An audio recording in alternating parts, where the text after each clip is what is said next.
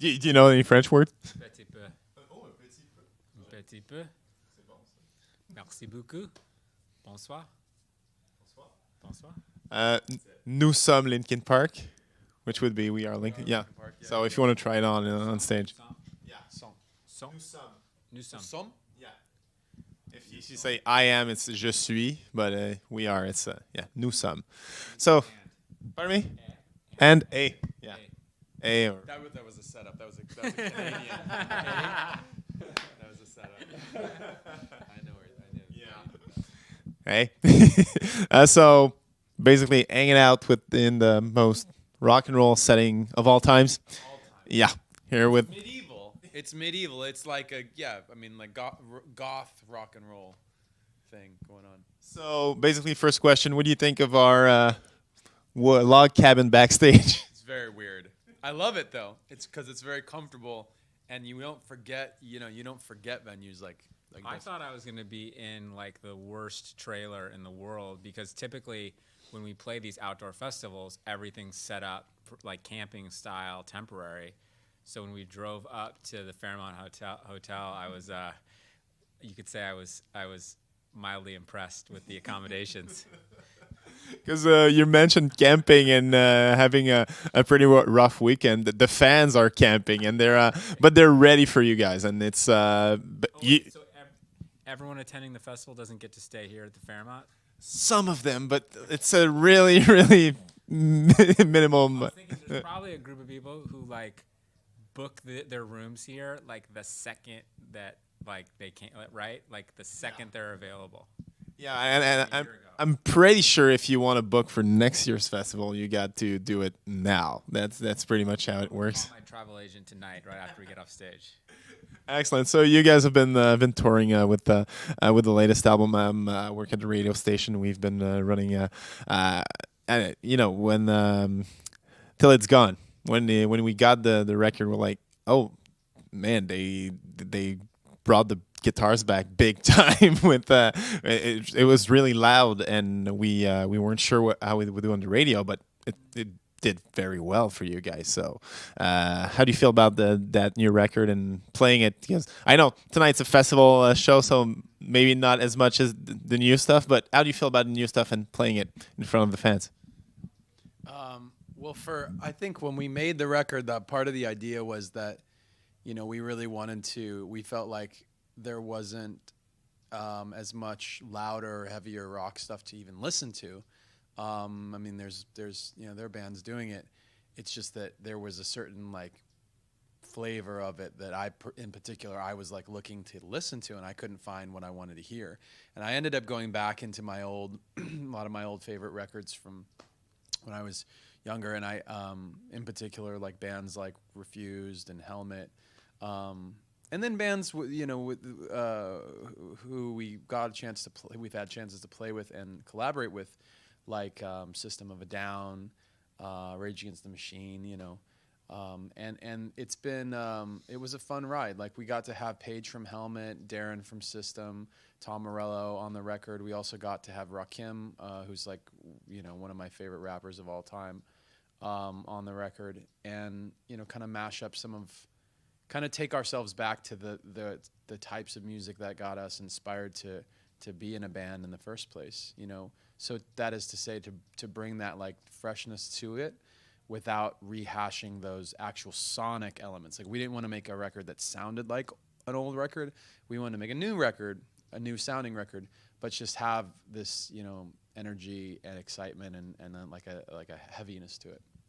And what's really interesting hearing you talk and just looking at the collaborations you have on the latest album, you come in this album as as an established band, but you come in as music fans, and I think that's something that resonates a lot to the music fans. That say, okay, these guys are fans of other bands, and you mentioned a lot of them, but is that something that kind of gets lost when you're big? Because we can fairly assume that Linkin Park is a big band. it's headlining festivals and things like that. So can you lose that the fan aspect of it?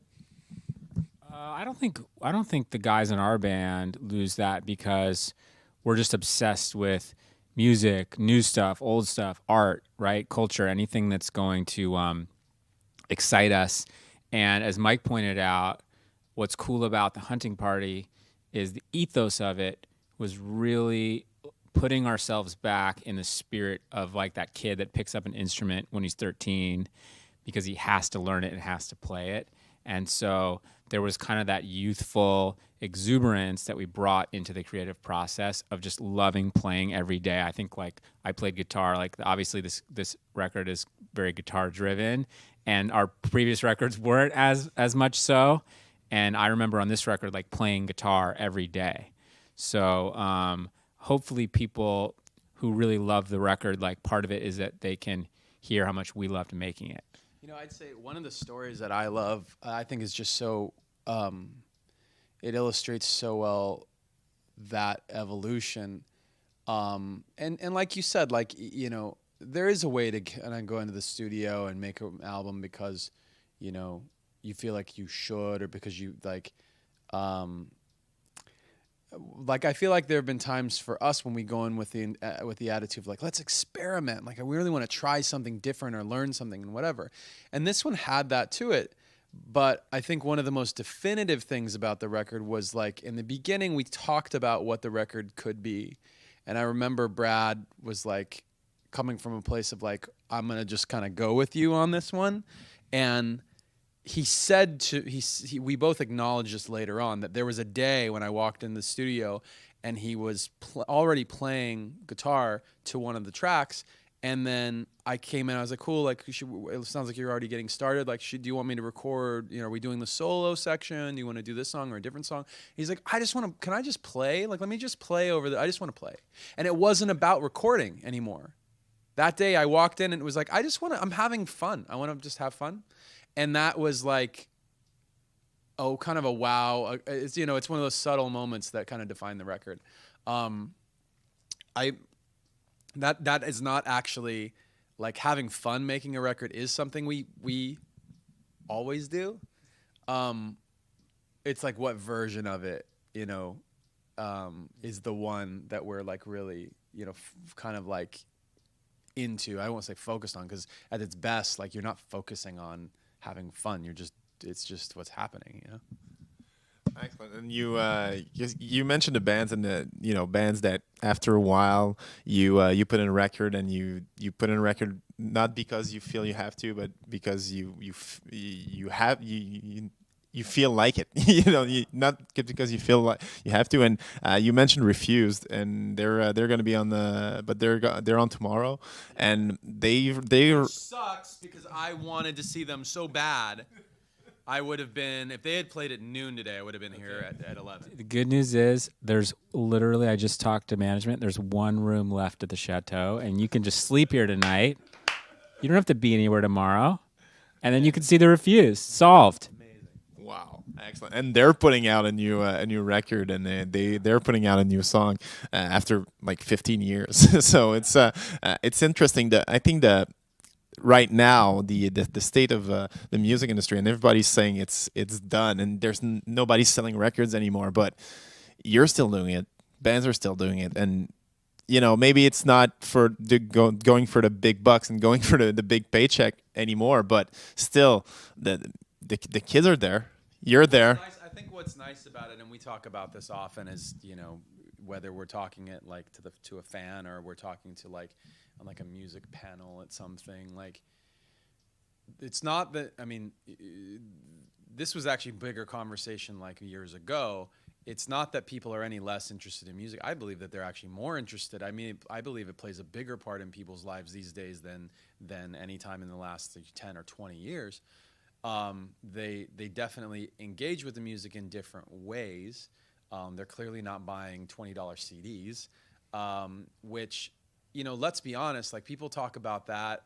A lot of times you hear about that boom as if it was like this big thing for all these, you know, superstar artists. It was probably arguably a bigger thing for the actual labels.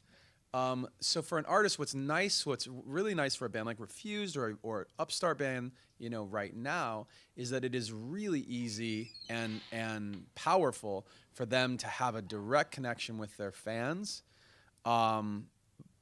just think of the power of having your own YouTube page, your own SoundCloud page, having maybe you have your music on Spotify or iTunes. You can get so far with those things and setting up a few dates, locally and whatever. It's like actually, you can make a great living doing that, and I think that's what's powerful for young artists. Excellent. And final question: how do you approach a festival show like that? Because you want to make people discover some new stuff, or you go with the the big ones, and you're trying to the crowd pleasers. Well, every time we play, we always want to put on the best show that we can. So whether it's a Linkin Park headline show or a festival show, we try to think about like who's on the bill, who's going to be there, what do people really want to see. And tonight we're really excited to share music from like our whole career, all the albums, including stuff from the Hunting Party, and put it together in a way that's really tailored for like the festival vibe. Excellent. And actual final question: how's Schefter's ankle? He's doing great. He's doing well. We talk about it regularly. He was just telling. He was just. We're worried that. Oh no, I mean like we're like we like check in with him. And it's like he's it's like how's it doing today? How's it we haven't seen each other for a few weeks, like how's it coming along? And he said it's it's a tough thing to come back from, but he's doing really well. He's happy with the progress and he feels good. And let's just put it this way: an injured Chester is far more physically impressive than any of us like in our best shape, right? Like the guy's like an absolute animal. So I think what gets frustrating for him is when he can't actually like jump off like 20-foot speakers and do whatever superhuman things he attempts. Up the 20 feet. That's the thing that's crazy is like the week that he broke it, he could jump from a standing position onto like a 4 foot tall, almost 4. It was like three and change. It was this tall. Okay. Like he could jump onto a road case like this, standing in front of it, and you'd watch him do it. And you're like, this guy is he's such an athlete, And so how frustrating is it for somebody who's got that ability to have it taken away from them for a period of time, And he wanted to make sure that he heals all the way back up to being able to do that and not shortchange anything. So he's getting there, and we're definitely ready to play a show. Great. Well, thank you very much. Much appreciated. Thank you. Merci beaucoup. Merci.